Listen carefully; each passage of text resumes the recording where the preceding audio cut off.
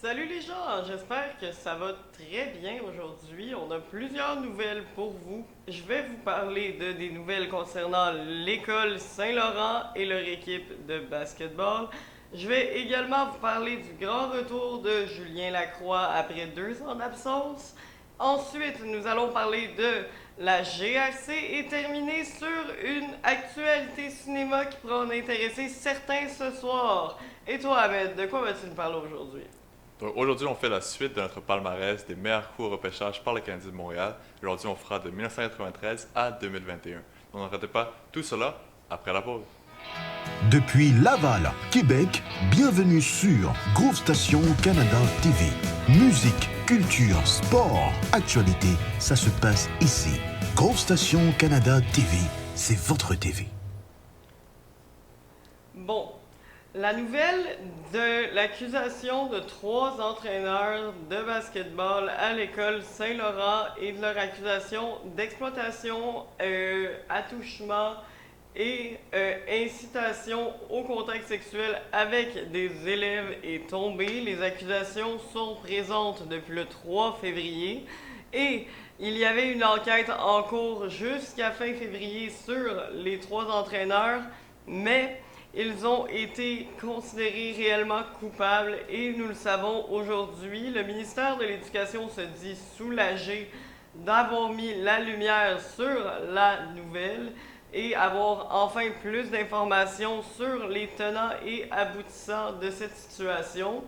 Mais le ministère de l'Éducation a encore beaucoup de choses à faire pour établir des enquêtes indépendantes qui ne seront pas biaisées et permettront d'éviter des situations comme telles dans le futur. Et aussi, ils veulent rendre obligatoire un programme de formation sur le fait d'être un témoin dans des situations comme celle-ci, parce que souvent l'effet spectateur est responsable de la longueur que peut avoir les procédures pour mettre fin à de telles situations qui ne devraient jamais avoir lieu dans un établissement scolaire.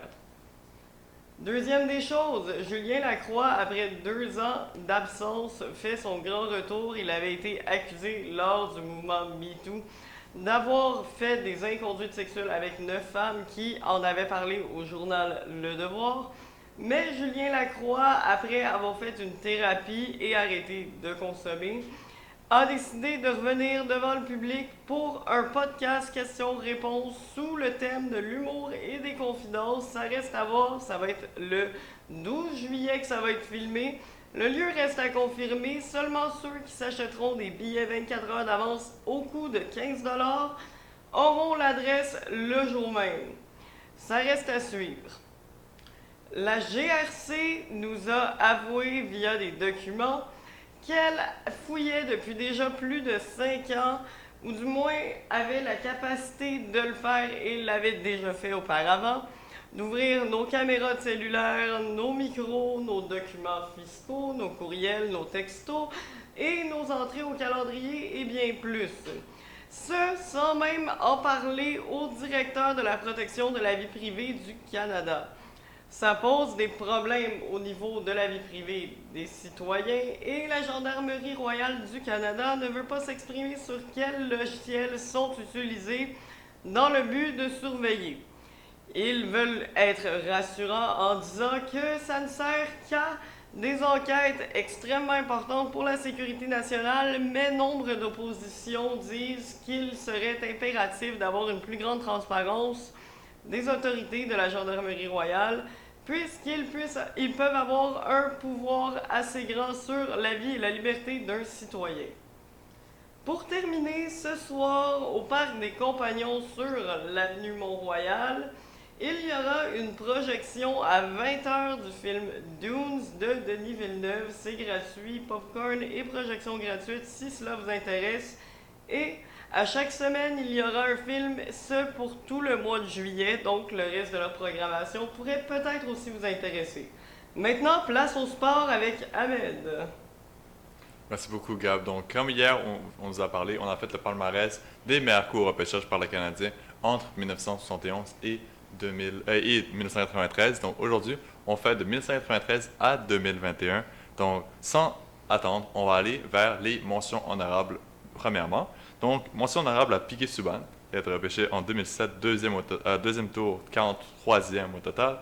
Sergei Kostitine, qui a été repêché en 2005, 7e tour, 200e au total. Et Mark Streit, en 2004, 9e tour, 262e au total. On commence maintenant le palmarès avec le meilleur défenseur du Canadien dans les 20 dernières années, Andrei Markov. Donc pour Andrei Markov, il était vraiment la définition exacte d'un carrière pour le Canadien dans ses 16 saisons avec le Canadien de Montréal. Sa vision du jeu et son playmaking étaient élite. Et grâce à lui, les défenseurs qui étaient à ses côtés ont pu connaître des excellentes saisons avec les Canadiens, comme Sheldon Surrey, comme Marc-André Bergeron, comme Piquet Subban, justement. En 990 matchs avec le Canadien de Montréal, il obtient 572 points et un différentiel de plus 64. Sa carrière aurait pu être encore plus prolifique si jamais il n'aurait pas eu autant de blessures qu'il avait coûté sa saison 2010-2011 et ainsi que 2011-2012. Il va prendre sa retraite après 16 saisons avec le Canadien de Montréal et plusieurs saisons en Russie. On passe maintenant à notre deuxième sur notre palmarès, l'homme aux 1000 cols roulés, Tomáš Plekanec. Donc pour Tomáš Plekanec, il a vraiment passé sous le radar la plupart de sa carrière dans la Ligue nationale, pas pour les fans du Canadien, mais pour la plupart de la Ligue, parce que pour moi et pour plusieurs fans du Canadien, il était un des meilleurs joueurs défensifs de la Ligue nationale, et grâce à lui, il était un facteur extrêmement important lors des séries de 2010 ainsi que les séries de 2014, où il avait comme mission de bloquer complètement les meilleurs trios adverses, et son travail n'est pas négligeable. Tout de même, quand étant un joueur défensif, il avait tout de même des très belles saisons offensives, comme ayant eu 16 saisons de moins 20 buts, et en 984 matchs avec le Canadien, il obtient 606 points. Il va prendre sa retraite en 2018-2019, après un petit séjour avec les Maple Leafs de Toronto. Il va prendre sa retraite avec le Canadien pour finir ses 1000 matchs dans la Ligue nationale. Maintenant, on passe avec un caractère, avec un fan favori, un joueur qui est encore avec l'organisation du Canadien de Montréal, un vrai warrior, Brendan Gallagher.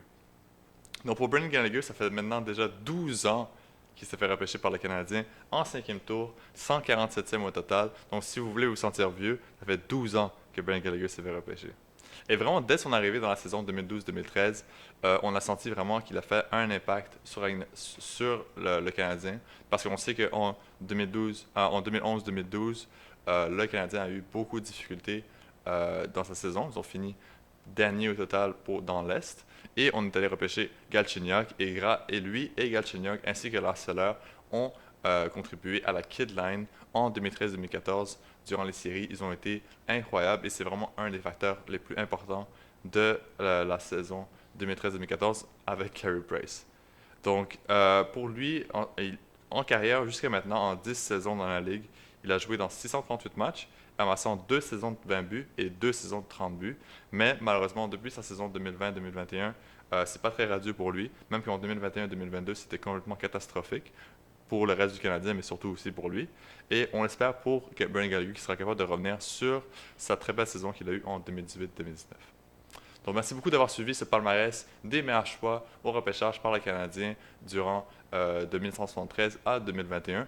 Demain, on fera les pires coups du Canadien durant toute son existence depuis le repêchage qui a commencé en 1963. Donc, merci beaucoup d'avoir suivi ce palmarès et surtout, merci d'avoir suivi ce bulletin de nouvelles du midi avec Gros Station Canada. Merci beaucoup à Gab, merci beaucoup à Julia. C'était le chemin d'information. Passez une très belle fin de journée à vous.